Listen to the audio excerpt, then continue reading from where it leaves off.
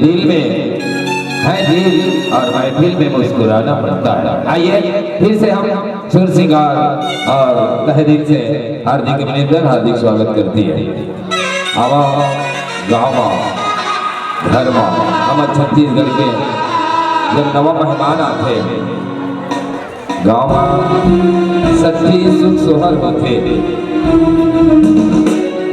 जैसे आज छत्तीसगढ़ के हर गांव हर नगर माँ एक गांव के एक सियार होते और इस सियार माँ एक परेतीन दाई के पास रहते और वो परेतीन दाई जे घर में सच्ची सुख सोहर होते वो घर में चना मुर्रा लाई और चूड़ी पाट वो परेतीन दाई लगे था और भेंट कर था।